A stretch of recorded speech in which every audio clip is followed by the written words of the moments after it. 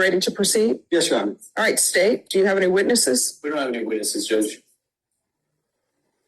I just have argument based on the violation reports. This is the fourth violation report, Judge. And on the first page of my motion, there was a violation report. Just one moment. Could you call the violation report on Karen Garnica for me, please? I have it, Judge. Thank you.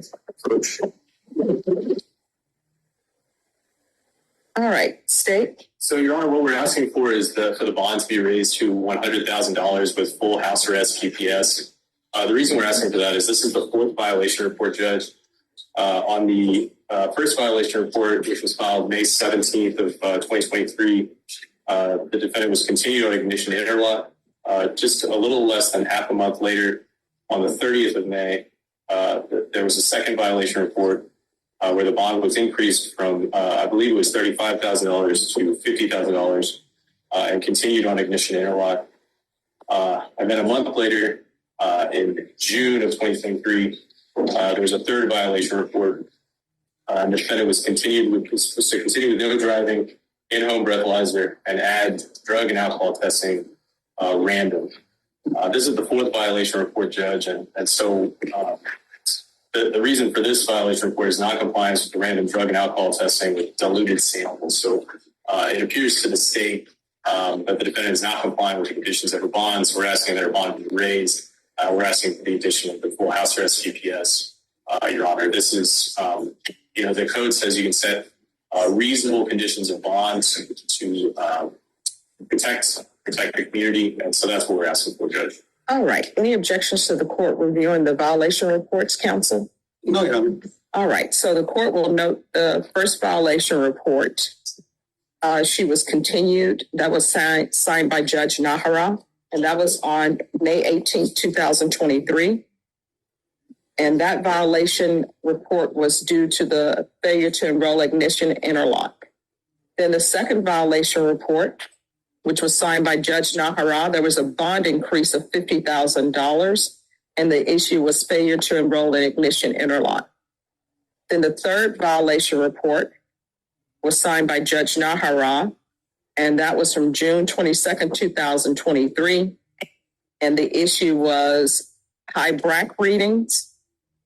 And so that was to continue with no driving, in-home breathalyzer, and drug and alcohol testing. And now we're here on the fourth violation report, and the issue is non-compliance with testing. All right, counsel. Yes, Your Honor. May I ask her? Yes, witness. Sure. Can you raise your right hand for me, please? Do you solemnly swear or affirm the testimony you give will be the truth and nothing but the truth, so help you God? Yes. All right, you can lower your hand. Make sure you keep your voice up. State your name for the record. Karen Garnica. All right. So you heard the first violation about the issue, and can you tell us what was happening at that time? I did not have a vehicle to install the interlock And why was that? because I had just crashed my truck. And my understanding is that you had another vehicle under your name? Yes, I did a favor to a friend and I took out a car under my name because he's the one paying all of this. So you paid the bills, insurance, and all this, and all that Yes. stuff? I'm sorry, you're going to have to speak up and slow down. I can't understand your questions, I counsel. understand that. So you don't drive that vehicle as well? No, So you haven't driven any vehicle since then, correct? no. And can you tell us what was happening at the time where the bond were raised to $50,000? When we went to the judge and the bonds were raised to $50,000. The second violation was also because I do not have a car and I couldn't install the interlock. And did you fix that? Yes, How did you fix it? we gave me a portable breathalyzer And when did they give you the portable breathalyzer? on June 10th. And have you had any issues with that since then? At the beginning, because I had never used one, so I didn't know certain foods and drinks will make it a false positive. I'm sorry, what? Because I didn't have experience with the breathalyzer, so I didn't know that certain foods and drinks would cause a false positive. And what foods or drinks were you taking at the time? The very first time I had eat a grilled cheese sandwich, and apparently the cheese and hot bread will cause a false positive. And were you also drinking energy drinks such as Ghost and Powerade? And Yes, I drink pre-workout. And have you been drinking those drinks since then? No. And regarding the last violation of 2 diluted sample, what did they tell you about that? That I drank too much water before taking the test, so it came out too diluted, and it was suspicious. Okay, and when did they tell you that? February, and it was the very first time also I had taken the urine. And I'm sorry? when did you do that? No, she didn't hear what you said. Okay, when did you take those drinks? No. What you just said, repeat it. Oh, the very first time when I took the UA, they told me I had drank too much water. On the 9th also, I believe it was 3 times. Okay, and were there any consequences because of that? No. Did you have to come more Oh, than yes, one time? I'm sorry, yes. Did you have to come more than one time to San Antonio to be tested? Yes, I'm testing weekly now. Okay, when did that start? On the 9th, Okay, and are you currently working right now? yes, almost 4 years. And what do you do with the monies that you earn from your? I help out with the rent and the bills at home, How much do you pay for the rent yourself? $625. And for the waters and utilities and electric, how much do you? Around like 150. And what are you asking the court to do today? To please keep things how we have them. Why? Because if I get in house arrest, I might lose my job and I won't be able to help out my parents with the rent. Okay, and you haven't engaged in any criminal activity since then? No. You heard from the judge? Oh, any questions? Yes, ma'am. And so you're saying your testimony in court is that the false positives were due to a grilled cheese sandwich, energy drinks, and too much water. Yes. Okay, I pass the witness, Judge.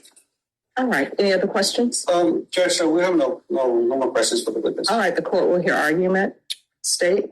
Your Honor, this is a 4th violation report. We believe this bond increase in the GPS full house arrest is necessary to protect the public. With the alleged offense is intoxication assault. These violations reports, I believe, show continued behavior and also escalating behavior. And I don't find it particularly credible that grilled cheese sandwiches, energy drinks, and too much water caused all 4 of these violations, Your Honor. So that's why we're asking for the increase in the bond amount and the full house arrest GPS, Your Honor. Your Honor, I would ask for the court to consider what the Ms. Garnica said. She said she didn't know. She ate a grilled sandwich, but most important, she said that she was drinking power drinks and energetic drinks as well. And those contain a derivative of alcohol. She stopped drinking those things. And concerning the interlocks, she had a portable device. She would probably issue one. She hasn't engaged in any criminal activity whatsoever. She has tried to remain as compliant as possible. I understand. I don't think this is the case where it's warranted to go with the orders what the state's asking. I want us to report to keep it the same. I don't want her to lose her job. Her family depends on the job, and she's already going weekly. I'm coming weekly to San Antonio for the testing. I think that should be enough. That's all I have. All right, so state, wouldn't this be solved, the issues be solved with full house arrest? Sure, Your Honor. Yeah, I'll work with me. All right, what I'm seeing before me, counsel, is continued violations